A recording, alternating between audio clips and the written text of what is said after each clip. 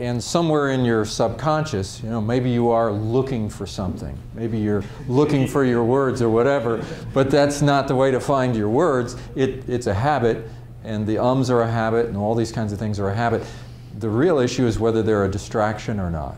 And they kind of go overboard in Toastmasters focusing on this stuff, but I think it's helpful because they make you painfully aware of those things. After going to Toastmasters, and by this time I was a speaker, I was going to Toastmasters when I was thinking about becoming more of a speaker, and I was saying at lunch yesterday that I started out as a keynote speaker, which is a hard way to start, because large audiences doing keynotes and so forth is probably one of the hardest things you'll ever do, and that's how I started, and later I added training and then I added coaching to it. But it's sort of trial by fire, because the stakes are high. And when I had a guy who was my mentor during this stage, after I finished the phase of getting over the fear and the ahs and the ums at Toastmasters, and he was a really good speaker. His name is Joe Calloway, and one of the things he told me is he said, look, now that you're done with Toastmasters, it's okay to say or just don't say it to the point where it's distracting to your audience. That's the thing. Be natural. And what he was trying to say is, if you're excited about something and you're passionate about it, and it's just you and that person one-on-one, and you're really passionate about it, the thing that is going to happen is you're going to have expression. You're going to have body language expression. You're going to maybe have movement. You'll have voice variation, and all these kinds of natural things, they're naturally you. Some of them, if you get up on the platform, may be distracting. If so, lose it. Watch yourself on video. Get other people to look at it and let them tell you what was distracting and what wasn't. Lose it. If there's even a question about it, lose it. But don't lose the part that's you. And this guy was amazing. He would the first time I saw him, and this guy is really a pro.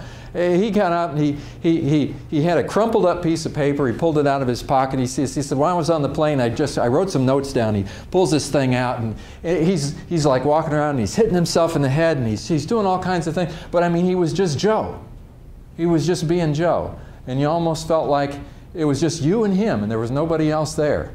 And there was nothing rehearsed about it. It was completely natural, but it was so professional, and it was so powerful.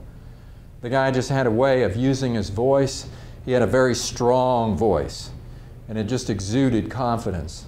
And he's a business guy. He's not just a speaker. He runs businesses. He started businesses, and everything he said just had a huge amount of credibility. And that's what we're after on the platform, is your credibility. And most of the time, you're not talking about these table topics. You're talking about things that you really know a lot about. It's your expertise that's coming through. And then if you can just learn some ways to bring that natural thing that's there, that somebody would see if they knew you really well and you were really animated and really excited, if you can figure out how to extrapolate that, bring it with you to the platform and let it out. Let yourself be as passionate as you can be. And learn how to do that in front of people. Learn how to get a connection with one person and then switch that connection to somebody else, and then switch it to somebody else, and just sort of learn how to do that naturally. Just like you can talk to one person naturally. And all the feedback that he gave me was just really practical stuff, and I really appreciated it. And it's being able to think about those kinds of things before you go up in front of somebody that is the deliberate practice that I'm talking about. Because it's so easy just to, in spite of the fact that we spend a day talking about this stuff, to go back to business as usual. And the next time you have to present, to just do what you always do.